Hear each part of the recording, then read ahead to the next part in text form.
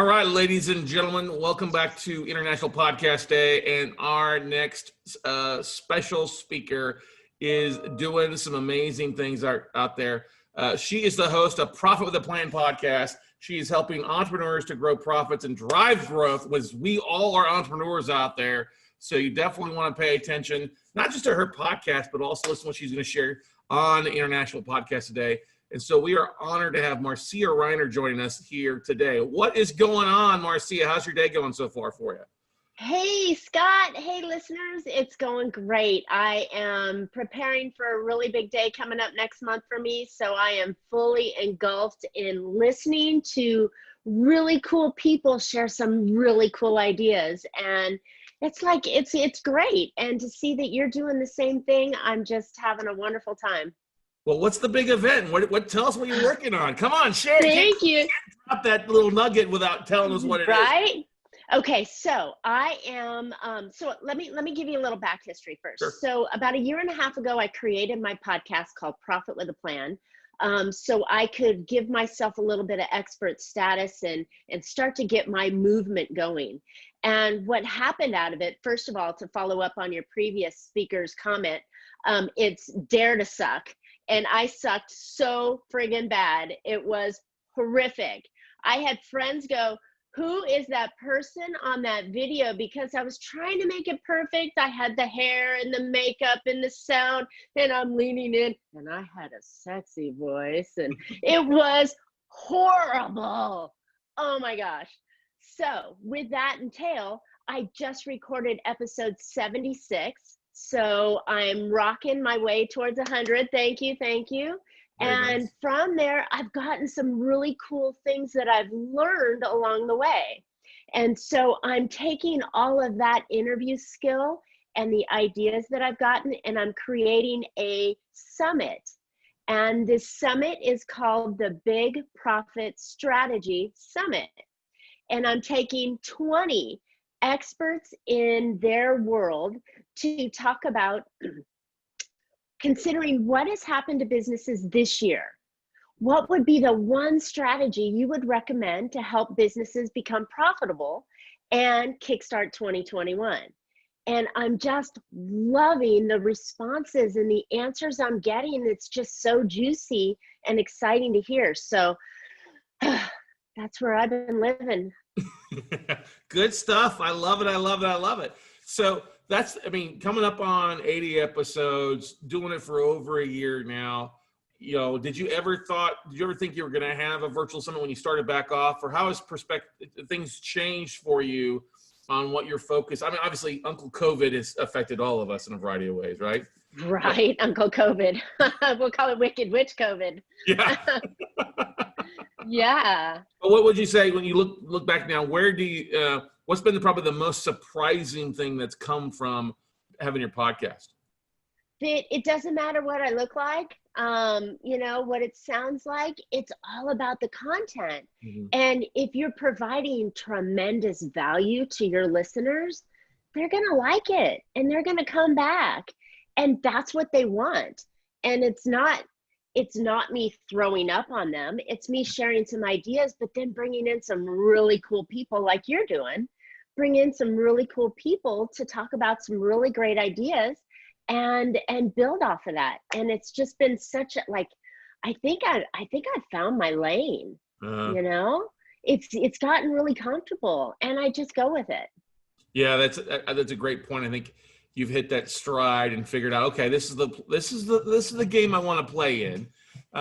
When you started off, was there somebody that was an inspiration to you, or somebody that you listened to that was kind of you wanted to model after? I mean, we've all found our own different model, but something that was an influence to you on the front end side. Well, I'm in a networking group called eWomen Network, and it's a women entrepreneur-based network.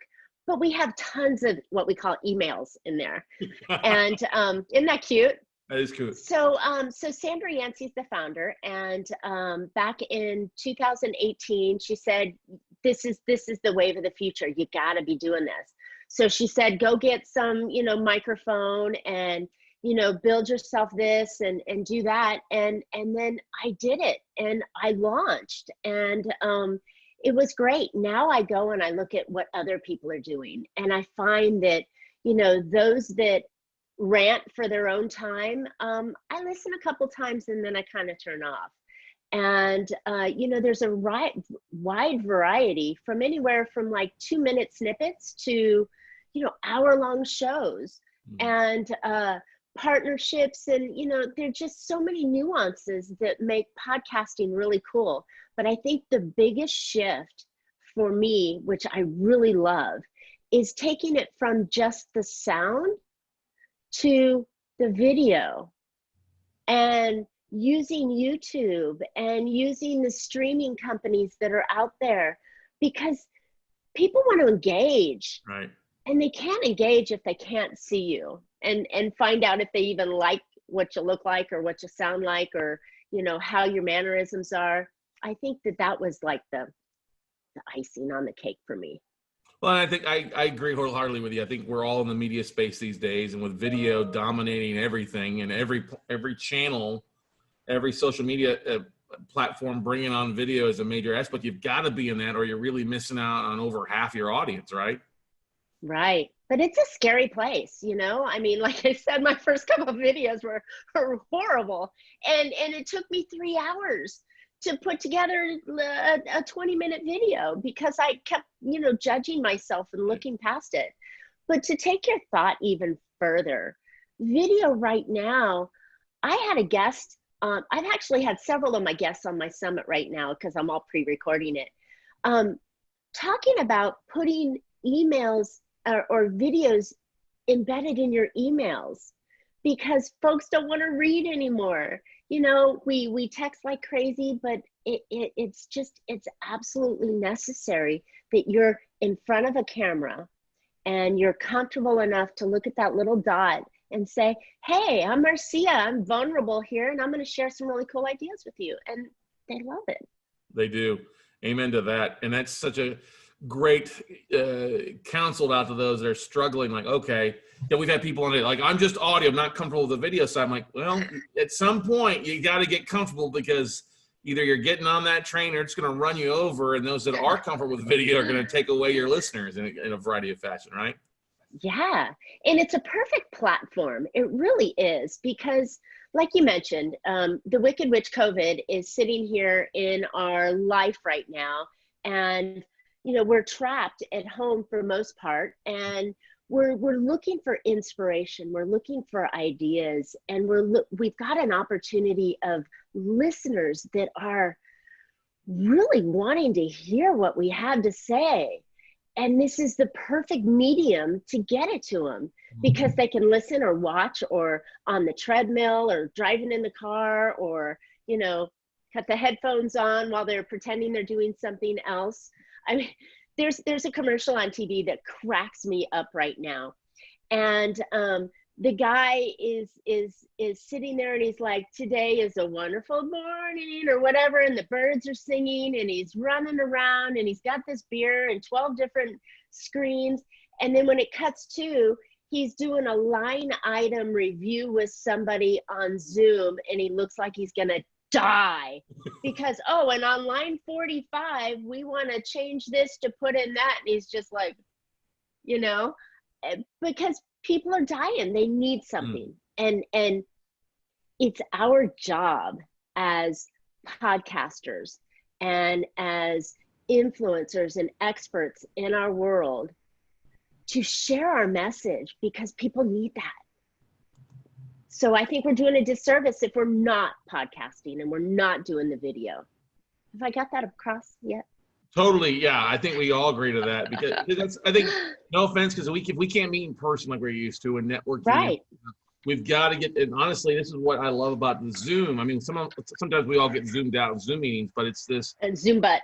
Exactly. Is that dopamine level, being able to connect with somebody and having a great conversation and just chatting up, and then ending it and like, oh, okay, I feel a lot better. I actually had that little bit of, because we all need people. And I feel really sorry for those that are stuck in a place by themselves with no spouse or roommate or anybody to deal with, right?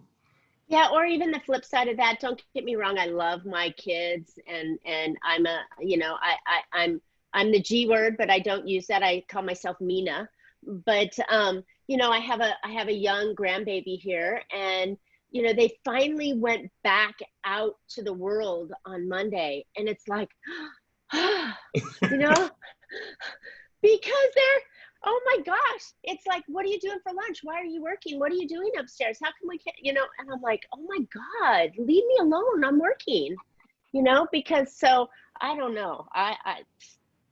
There could be good stuff about being alone too. But yeah, I've had friends that were just horribly lonely. So Now, as a CFP, which is one of the most difficult licenses, initials to get behind your stuff, I've looked into it and understood that, being an ex-financial advisor myself from a few years ago. How yes. has having the podcast helped you with your practice and attracting clients for what you're doing?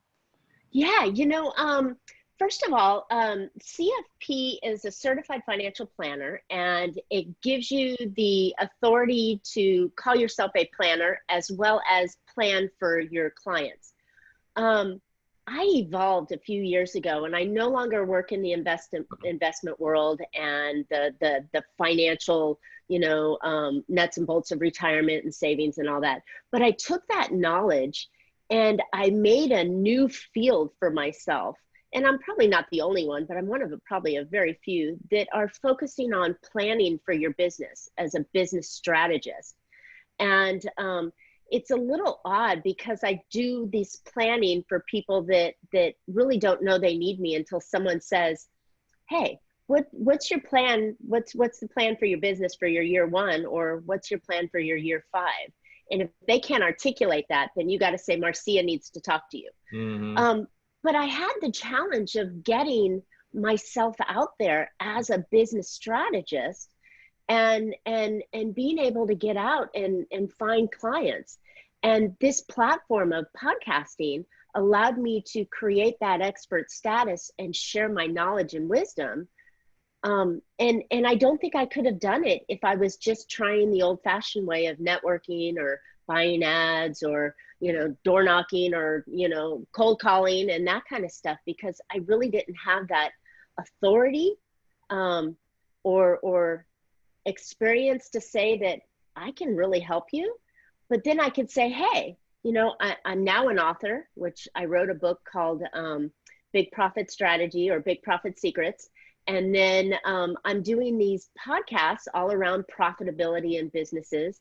And I can say, well, you know what? You can always look me up, or even worse, as potential clients do, they troll you everywhere and find out what they can about you. Now I have different platforms that they can see really, truly who I am and what I'm talking about, even before they, say that they want to work with me. So I think it's an awesome tool. Well, that's the beautiful thing, is they build rapport. They hear what you're saying. They see that when you're talking to them, it's the same type of conversations. It's not an act of any sort. And that's the one thing I love so much, is when we get clients that call, say, "Hey, I've been binging you for 6 months. I'm ready to rock and roll. Let's get rock." And that makes it a whole lot easier. Okay, let's get down to brass tacks and get rocking and rolling, right? Right. They actually get to experience you from the safety and comfort of being hidden behind a screen. They're not getting that hard push of, hey, Scott, you got to buy this car today, right? Or whatever sales pitch that they're afraid of hearing. They get to experience you in their comfort of their jammies. And I think that's something that allows them to self-select, raise their hand and say, I'm ready for you. Now the sale's already done. How beautiful is that, right? Exactly. Now, one of the things I imagine you have been busy with your line of work is with dealing with so many people that have been struggling over the last 6 months. I bet you're getting a lot of responses. Has that surprised you a little bit? Have you tailored your content to help out a little bit more with that and featured on that stuff? Yeah, good question. So yeah, I'm all about giving. My guides tell me it's best to give, and then ask. Right. And so in these challenging times, I mean, everything kind of came to a halt in March, and I lost a couple of clients. But then, actually, they've called me and come back since then. But then I thought, well, if they're panicking over their money and they don't know what they should be doing, maybe I need to do that philosophy I live by and give. And so I started talking more about the podcast and putting out more messages about, you know what, business is hard. We all know it. It sucks. You know, we want to be a business owner because we like the freedom and the romance and the sexiness of being self-employed, and nobody's going to tell me what to do kind of action. But, you know, there's strategies and plans and successful tools that business owners need to know about and often forget. And so I started talking about, hey, now's a perfect time while you're stuck at home worrying about everything to flip that around and enhance your business, not pivot, enhance your business and talk about or look at what is really the foundation of what you're doing. Mm-hmm. What is the organization I've got structured around my business? Meaning, who's going to deliver this product? Who am I looking to deliver it to? You know, answering those deep questions that you haven't had time to do as a business owner, but now you do. Figuring out who your ideal client is and what that product is that they're looking to throw their credit cards at you for. Figuring out what your true marketing message needs to be based on what your clients are asking for, and then creating a growth strategy around it. So my business stacks on basically five business plans: your financial plan, your organizational plan, your product, your marketing, and your growth. And it's just this like business plan on steroids that will guide the business owner's growth. And so when I started bringing that light out more, people are raising their hand and going, yeah, I really ought to work on my business. My business plan is so friggin' old, I don't even know where it is. And if it is, you know, there's rats in it or pages are chewed off, you know, because they thought of it as an idea to do when they had to start their business, Right. and then parked it up on the shelf and never looked at it again. So I started educating them on thinking that, hey, have you thought of putting that plan in place and maybe building a strategy and tactics off of that, and then putting action to those plans, and then checking back and moving left or moving right as you need to? It was now a time to really just dig in and work on your business. Because often, you know, in the early part of this COVID crap, we couldn't work in our business. We were stressing out at home over, what am I going to do with my employees? You know, how am I going to get paid? And should I take that PPP? Or, you know, what about unemployment? And, you know, what, they had so many questions. And all those questions could be answered with finding out who your business really is, who you serve, what you give them, how you tell them about it, and then how do you multiply the system? Yeah, that's definitely the truth. Most people have outdated plans. You know, if one at all. Yeah, well, that's the point. Even having no plan is planning to fail. I mean, that's the thing. Yes. More so than anything else. And I agree 100% with you. So many people didn't have anything. That's when the rug got pulled out from everybody over a matter of a month, roughly. Well, They weren't ready. even those that did have a plan, it's time to change. Plans aren't one and done. Yep. Plans are something that are a living, breathing document that requires real estate on your desk. You know, it needs to be reviewed and altered as the market shifts and ebbs and flows. And, you know, business does not stand still. It's not here's my shingle, now it's perfect, everything's done. You're constantly, right? You're constantly moving left and right and up and down and back and forth, and it's a dance, you know. And when you can dance and shimmy and lean and do the right steps, then that's how business moves forward. What's your plans for 2021? With I know we're still 90 days out from it, but based on what you're telling me, I can tell. You know, I know we're planning. I know based on what you're telling, you're probably planning already. Hey, this is what I'm doing after I get through the summit and kind of leading into the new year. Great. Well, I'm launching, and it's something that I'm kicking myself in the butt for not doing earlier because it's been on my mind for a while, but I'm launching a new program. Most people don't want to deal with the planning and so on, so I make it super easy for them. And I'm launching immediately after my summit, my big profit strategy. And it's a do-it-yourself program that's, you can work on it a little here, a little there. You can sit down and bust through it in a couple of days. It's just got a lot of the content that will help you create and start thinking differently about your business and create that plan. So you have a strategy. You don't need to start planning on January 1 and have a plan be done, and that's the only thing you do for the year.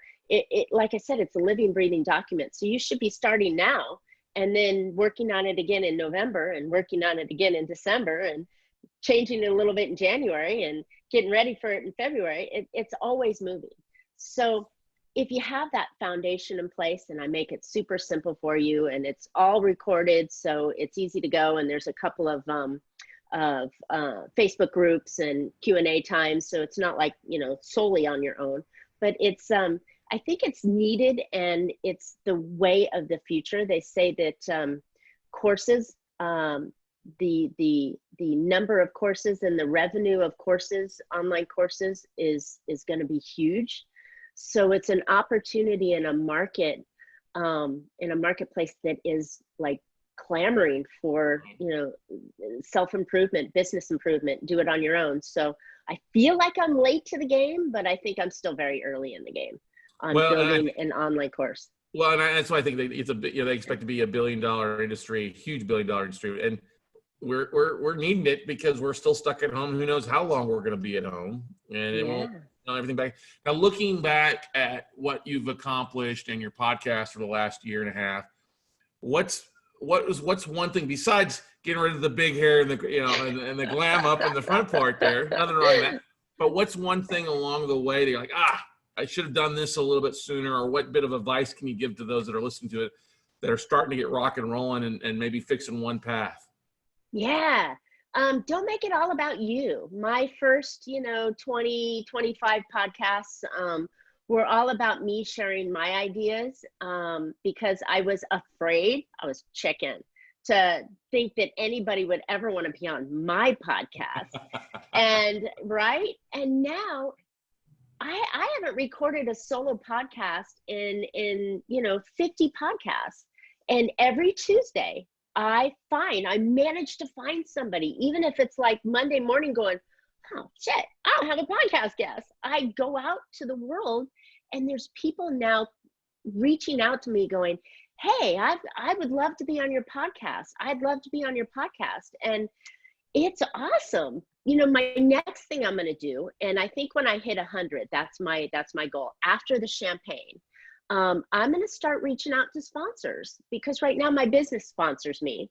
And I'm a one-man shop in my podcast. I produce it myself. I use very easy stuff. The sound goes through GarageBand. I had a guy create me an intro and an exit. I've got a logo on it. I published it in GarageBand and it goes out to Podbean. Then my YouTube I do in iMovie. So I'm a Mac girl, so it goes in iMovie and I put little streamers and little things on there, and then out it goes. So I don't have a production team. But I think that the opportunity for me to really go mainstream was having guests, consistent, powerful, valuable guests that have something really juicy to share. And then the second one, I think it's time to get some sponsors and, help offset some costs, and then maybe I can have someone else produce it for me. There you go. Yeah. I mean, it's definitely, you've got a valuable message, and I love the fact that you're like, hey, I'm the first sponsor of my show. My stuff is the first sponsor. I think a lot of people are afraid to sell something or offer up their services, being like, oh, I don't want to come across as pitching. I'm like, listen, if you've got a loyal audience, they want to hear from you and want to devour more what you have to offer. And it's always easier to keep an existing client versus trying to find new ones, right? Heck yeah. That is, that is the biggest point that people forget about, is that they got to take care of the ones that they have. Mm-hmm. Yeah. So good stuff. Now, what's besides, you mentioned a couple great ones there, GarageBand, Podbean. What's a tool that you love in your production that you're doing that most people don't know about? Is maybe something that you use on a regular basis, like I couldn't live without this with what I've got going on? It's kind of a newfound thing for me, because I'm how would I say it? Penny pincher, cheap, trying to do it on a shoestring kind of stuff. I would just shove the video up on YouTube. But what I'm finding is that YouTube's free, which is great. It's a huge audience. But when my video is done, there's all sorts of weird videos that come on after. So I'm trying to figure out, and I haven't quite mastered it yet. I think I have to pay YouTube more, or find a different platform to host my videos on, or something along those lines, because I'd rather have my next video line up, you know, rather than having some, we'll just call it political video. I'll get it. Okay, I can help you with that because I had the same thing happen to me recently. Okay. Gimme. So TubeBuddy is a great, it's a TubeBuddy, like YouTube TubeBuddy. Okay. It's a Google plugin, so a Chrome plugin. And not only will it help you with keywords and things like that, but you can set up master end pages or cards, end cards. And you can set it up where that, okay, hey, you can either watch the video I pick for you or the most appropriate video in your video post for them to go to. They'll pick the most appropriate video out. That would be lovely. I will do that. That's an awesome tip because, yeah, you know, I mean, you know, you have to get people to watch your video. And then as soon as it's done, they're taken and pulled away somewhere else. Mm-hmm. So that's valuable to keep watching your stuff. So I also did away with most of the monetization on I don't monetize my videos because then they put in ads and people can just pay. So while I was only, I mean, don't get me wrong, a couple $100 a month is nice, but it doesn't make sense when it's going to somebody else's. I'd rather have them watch my video ad free.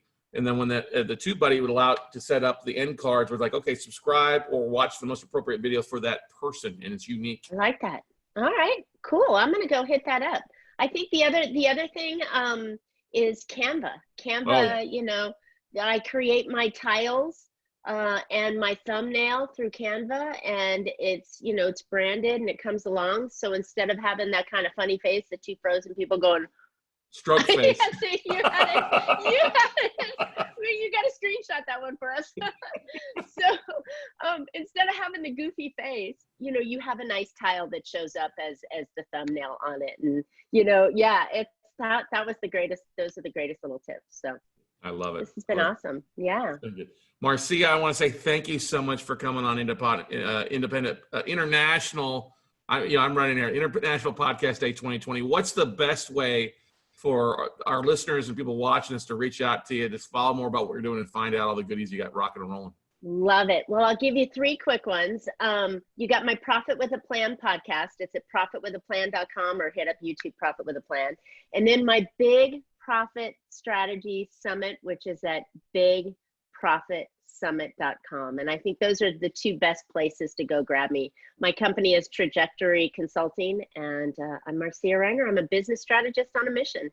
Awesome. Love it. We'll put those links also in the replay videos and stuff out there for everybody else out there for you. But once again, Marcia, thank you so much for coming on. It's been a pleasure. I look forward to connecting more, and then I'm going to reach out to you afterwards. I got some things I think it might be valuable, other little pointers for you that might be helpful for you.